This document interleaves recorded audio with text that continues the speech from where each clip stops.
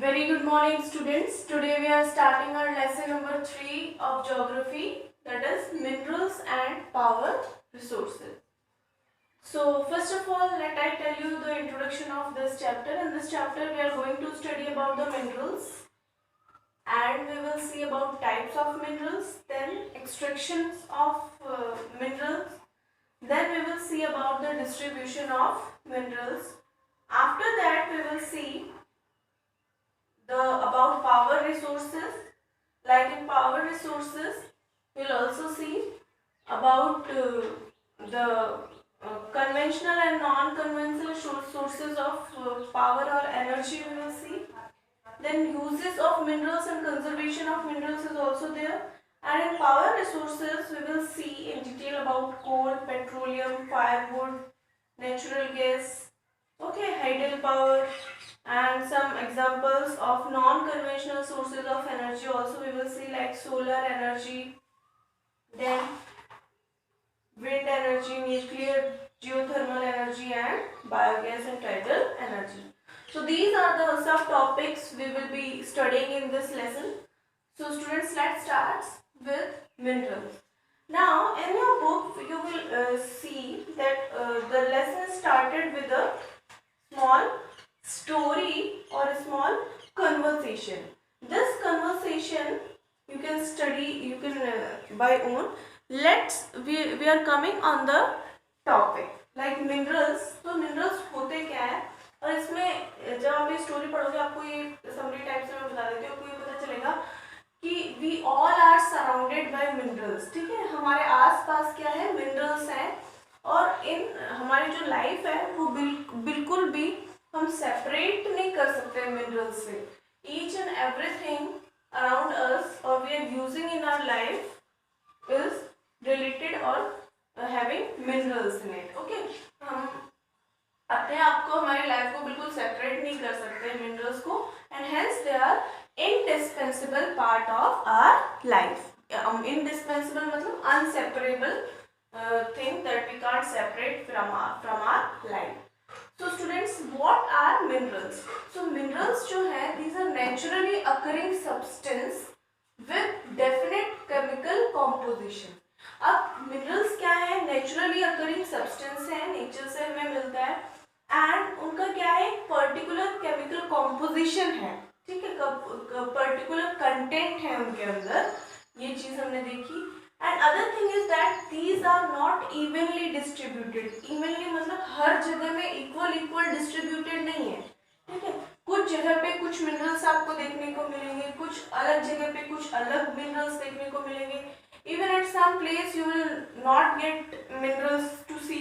तो क्या है कि दीज मिनरल्स आर, कई बार गिव रीजंस में पूछ लिया जाता है कि why minerals are unevenly distributed, because various factors are there for the minerals and they will be responsible for the formation and setup of minerals at different places. So minerals are naturally occurring substance having definite or particular chemical composition, and they are unevenly distributed or not evenly distributed because at different places we used to see different minerals. Some particular areas or rock formations have minerals and some are easily accessible, मतलब जिनको reach में या जिनको लेकर आना, extract करना easy है as compare to the other. और कुछ इजीली एक्सेसिबल मिनरल्स है जैसे कि आर्टिक ओशन में, बेड में और एंटार्क्टिका में, तो वहाँ से इजीली मिनरल्स को एक्सट्रैक्ट या एक्सेस किया जा सकता है. अब जो फॉर्मेशन है मिनरल्स का वो अलग अलग फैक्टर्स पे डिपेंड करता है, लाइक द नेचुरल प्रोसेस पे भी डिपेंड करता है जिसमें ह्यूमंस का इंटरफेरेंस नहीं हो. और इनको पता लगाया कैसे जा सकता है, या डिफरेंस कैसे पता लगता है, on the basis of their physical properties. उनकी जो फिजिकल प्रॉपर्टीज है जो हम देख पा रहे हैं, जैसे कि कलर हो गया, डेंसिटी हो गया, ठीक है, हार्डनेस हो गया, these all things are visible to us. और कुछ केमिकल प्रॉपर्टीज जैसे सॉल्यूबल कितना है वो वाटर में. तो इन सारी चीजों से हम क्या कर सकते हैं, मिनरल्स को आइडेंटिफाई कर सकते हैं फिजिकल प्रॉपर्टीज के तहत और केमिकल प्रॉपर्टीज के तहत. फिजिकल प्रॉपर्टीज में कलर, डेंसिटी, हार्डनेस आ जाएगा, and solubility will come in chemical properties of minerals for their identification. Now we will see एक और चीज है, जैसे कि before we are going to the types of minerals, जो आपके पेंसिल में ये जो ग्रेस कलर का ग्रेफाइट है, this and the food we eat are also minerals. Okay, now we will see about the types of minerals. Now in this, अगर हम बात करें जनरल सेंस में, तो हजारों मिनरल्स हैं. Okay, thousands of different minerals are there, but we have classified for our easiness into two major groups, metallic minerals and non-metallic minerals. अब metallic minerals वो minerals होते हैं जो क्या contain करते हैं, metal content, यानी metal content जिनमें होता है वो क्या कहलाते हैं, metallic minerals. And those which are not having metal content in them are known as non-metallic minerals. Simple सी बात है, मेटेलिक मिनरल्स वो होंगे जो जिनमें जो कंटेन करेंगे मेटल को, और नॉन मेटेलिक जिनमें मेटल कंटेंट नहीं होगा.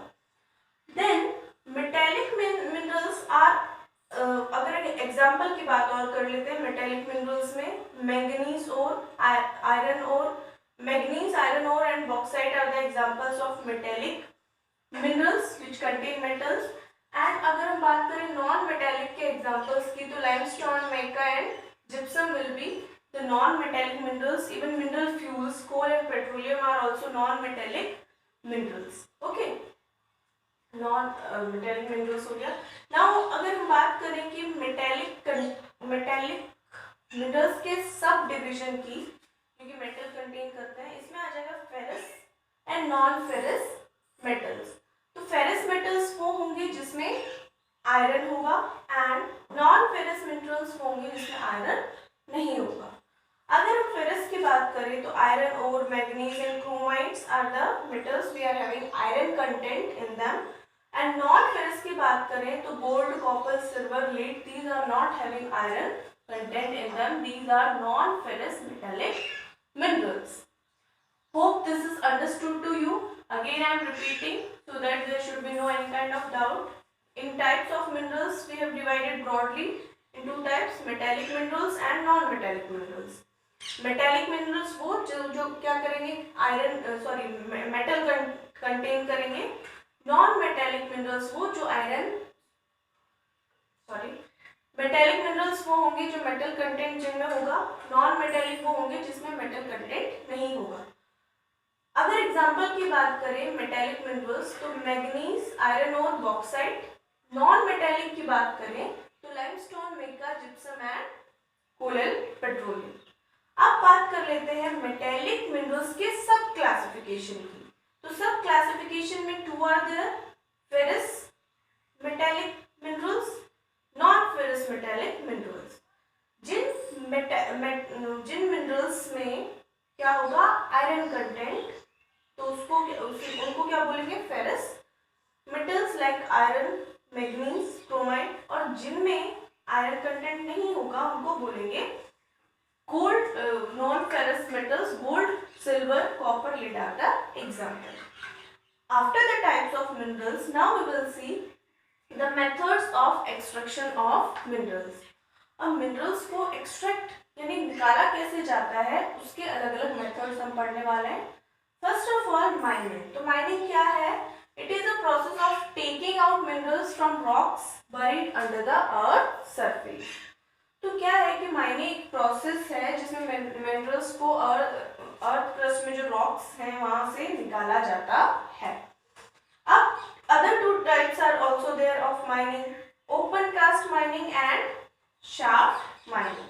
Mining में दो classifications हैं, तो इसमें आपको बस इतना सा याद रखना है. ओपन कास्ट जो माइनिंग है वो किसके लिए यूज की जाती है, जब मिनरल्स अर्थ के पास शैलो डेप्थ पर हो, मतलब बहुत ज्यादा डेप्थ में, गहराई में नहीं हो, थोड़े से गहराई में ही आपको मिनरल्स अर्थ सरफेस में मिल जाते हैं. तो उस केस में कौन सी माइनिंग यूज की जा रही है, ओपन कास्ट माइनिंग. जैसे अगर आपका ये अर्थ सरफेस है, ठीक है, तो यहाँ पर आपको मिनरल्स मिल जाते हैं, तो यहाँ पर आप क्या करोगे, ये जो लेयर्स हैं अलग अलग, इनको हटा के उसमें मिनरल को एक्सट्रैक्ट कर लेंगे। तो इसमें आपको कौन सा माइनिंग यूज होगा, ये मेथड क्या है, open cast mining. In this method minerals that lie at shallow depth, मतलब अर्थ के बहुत ज्यादा नीचे नहीं, एक कंसिडरेबल डेप्थ में ही, पास में ही है, तो उनको जो अर्थ की अलग अलग लेयर्स हैं उनसे रिमूव करके, वहां से रिमूव करके मिनरल्स को बाहर निकाला जाता है। This method is known as open cast mining. अब मान लीजिए कि शैलो डेप्थ पर नहीं है मिनरल्स यहाँ पर है, बहुत ज्यादा नीचे जाके है, तो इस केस में क्या होगा, डीप बोर्स वर क्रिएटेड। ठीक है, डीप बोर्स वगैरह बनाए जाते हैं, ये डीप बोर बना लिया, इसको शाफ्ट भी बोलते हैं, और यहाँ पर जाकर, ठीक है, यहाँ पर जाकर और सीधा मिनरल्स को निकाल लिया जाता है मशीन्स वगैरह के थ्रू। तो this method of taking out or extracting minerals is known as shaft mining. So open cast mining जब अर्थ क्रस्ट के पास में ही नीचे मिनरल्स होते हैं और बहुत ज्यादा जब डेप्थ में मिनरल्स होते हैं तो उनके लिए यूज किया जाता है shaft mining. Now we will see about drilling. Drilling के बारे में आप देखेंगे, कई बार क्या होता है कि ओशनिक बेड में या सी में क्या होता है कि जैसे नेचुरल गैस या फिर पेट्रोलियम वगैरह होता है, तो ऑयल निकालने के लिए डीप बोर्स किए जाते हैं। जैसे ये सी है तो यहाँ पर डीप बोर्स क्रिएट कर लिए जाते हैं, किसके लिए, for the taking out of oil और नेचुरल गैस। तो this method is known as drilling. Now next one is quarrying. Now minerals that lie near the earth surface are simply dug out and this process is known as quarrying. जो बहुत ही ज्यादा earth surface के पास है तो उसको तो सिर्फ डग out कर लिया जाता है। ठीक है, यहाँ पर है तो डग आउट कर लिया, मतलब खोद लिया और वहां से मिनरल्स निकाल लिए जाते हैं। This method is known as quarrying. Now before we proceed, first of all you should know what is a rock, या फिर ओर्स क्या होता है, ये आपको बताना चाहिए। सो रॉक्स क्या है, सम टोटल है of one or more minerals without definite composition of minerals. ठीक है, तो ये सम टोटल है किसका, वन और मोर मिनरल्स का, जिनका कोई डेफिनेट पर्टिकुलर कॉम्पोजिशन नहीं होता है। मिनरल्स में हमने क्या पढ़ा था, नेचुरली अकरिंग सब्सटेंसेस जिनका केमिकल कॉम्पोजिशन होता है। ओर्स की बात करें तो ओर्स वो रॉक्स है जहां से हम मिनरल्स को माइन करते हैं, ठीक है, एक्सट्रैक्ट करते हैं, उन रॉक्स को बोला जाता है ओर्स। और 2800 मिनरल्स का पता लगाया जा चुका है, जबकि ओर्स कितने हैं आइडेंटिफाई किए गए हैं 100।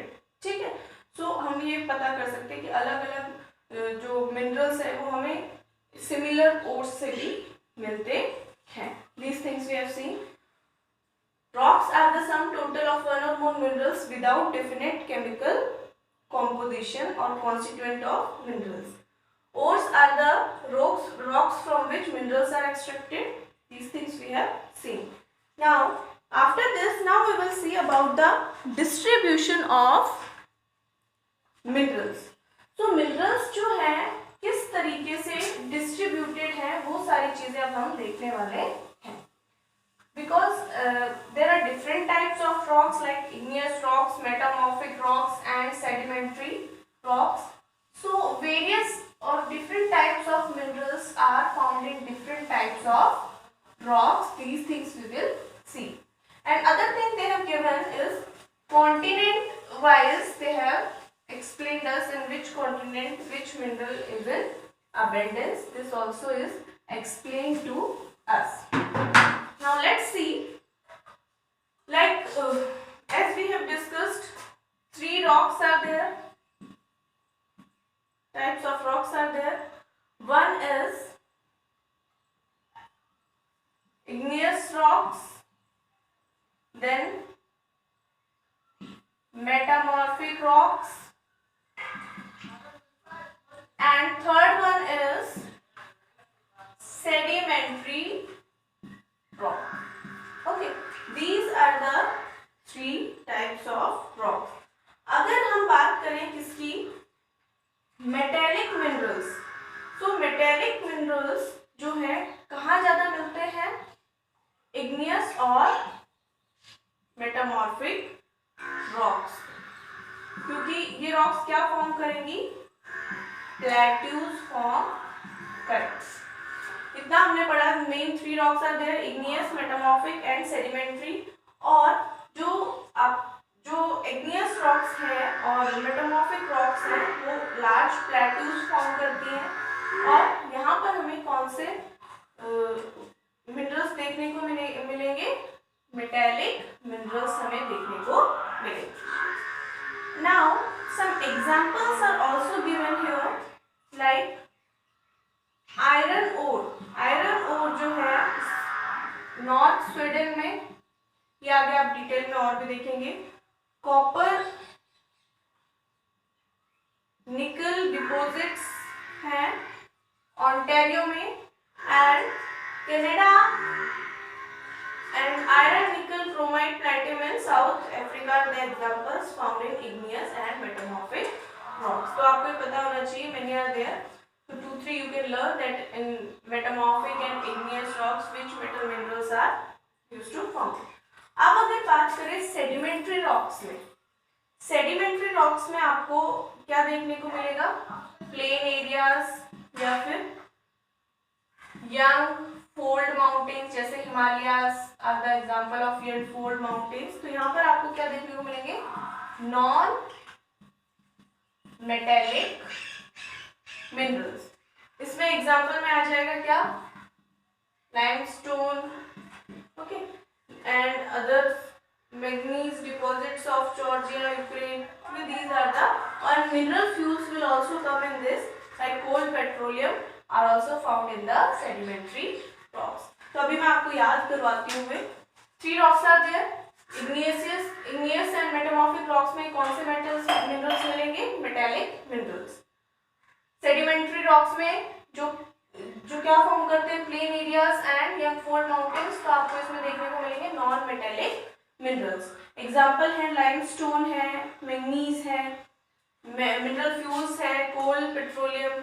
अगर हम बात करें यहाँ इग्नियस और मेटामॉर्फिक रॉक्स क्या फॉर्म करेंगे? Large plateaus. यहाँ देखने को क्या मिलेंगे? आयरन ओर आपको देखने को मिल जाएगा, एंड क्रोमाइट, प्लेटिनम, निकल। Okay, these things you will see here. So this we have seen. Now continent wise we will see classification of minerals.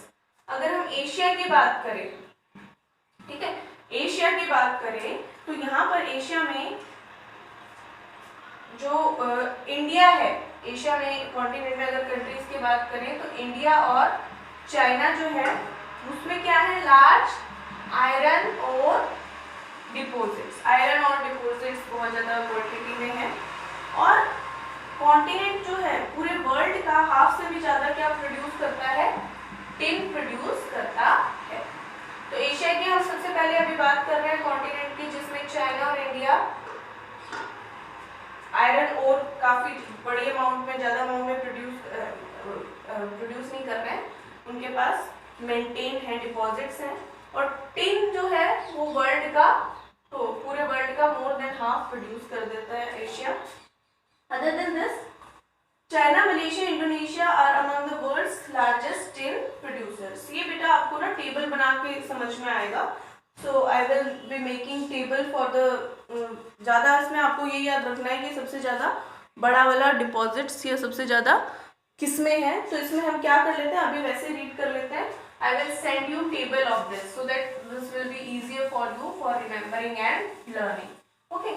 तो हम अभी सिर्फ इसको थ्योरेटिकल पढ़ लेते हैं, ऐसे याद नहीं होगा आपको, ये थोड़ा सा रिमेम्बर रखना पड़ेगा। जैसे अगर बात कर लेते हैं सबसे पहले एशिया की, ठीक है, एशिया की हम बात कर रहे हैं, इसमें कौन कौन से countries? China and India. Large deposits इनके पास किसके हैं? आयरन और डिपॉजिट्स हैं इनके पास, ठीक है। Other than this, more than half of the world ये क्या प्रोड्यूस कर देता है? Asia tin. आफ्टर दैट अगर और लीडिंग प्रोड्यूसर्स की बात की जाए तो जो टिन के कॉन्टेक्स्ट में, that is China, Malaysia, Indonesia, these are in the context of tin. Other than this, जो चाइना है वो और किसका लीडिंग प्रोड्यूसर है? एंटीमनी, टंगस्टन एंड एशिया के पास बहुत बड़े डिपॉजिट्स है किसके? मैग्नीज के, बॉक्साइट, निकल, zinc and copper. Okay, now this was the first continent. Now we will see about second, that is Europe. Europe में लीडिंग प्रोड्यूसर किसका है? Again iron ore. Now large deposits इसके iron ore के कहां कहां देखने को मिलेंगे? रशिया, यूक्रेन, स्वीडन, फ्रांस में हमें देखने को मिलेंगे लार्ज डिपॉजिट्स। एंड कुछ और जो मिनरल्स डिपॉजिट्स हैं जैसे कॉपर के, लीड, जिंक, मैग्नीज और निकल, these will be also seen to us in Eastern Europe and European Russia. Okay. Next thing is that now we will see about the third continent, that is North America. North America में हमें क्या देखने को मिलेगा? North America जो है उसमें minerals deposit 3 Jones में लोकेटेड है। ठीक है, इसमें मिनरल्स डिपॉजिट 3 जोन्स में लोकेटेड है। तो जो फर्स्ट जोन है दैट इज कैनेडियन रीजन, फिर है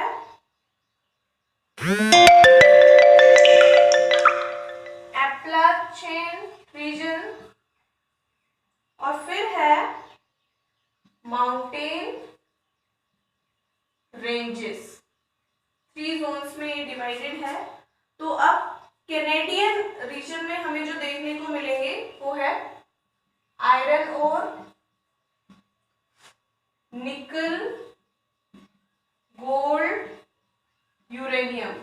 ओके, और अगर हम बात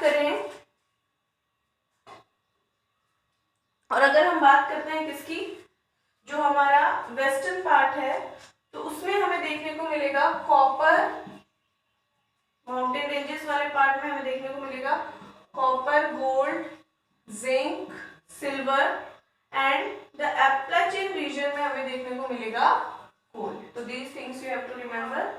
now we will see about the remaining continents like South Africa,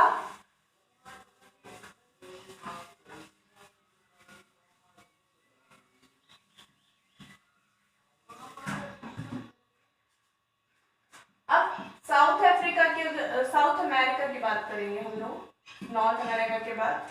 तो इसमें ब्राजील जो है इट इज द लार्जेस्ट और जैसे highest producer of high grade iron ore. सबसे जो हाई ग्रेड का आयरन ओर है उसके लिए ब्राजील बहुत ज्यादा फेमस है। Other than this Chile and Peru are leading producers of copper. Copper का ये लीडिंग प्रोड्यूसर्स हैं ये दोनों। Other than this Brazil and Bolivia ये पूरे वर्ल्ड में वर्ल्ड लेवल पे लार्जेस्ट प्रोड्यूसर है किसका? टिन का। This one is fourth. Now we will C fifth. Other than this इसके अलावा और भी दिए गए आपको जैसे साउथ अमेरिका में कि बहुत ज़्यादा बड़े डिपॉजिट्स है silver, zinc, chromium, manganese, bauxite, platinum, diamond के। And mineral oil is also found from Venezuela, Argentina, Chile and Peru, Colombia. Now we will see about the Africa. ज़्यादा आपको ध्यान किस पे देना है? जो हाईएस्ट नंबर में प्रोड्यूस कर रहा है ना उसका।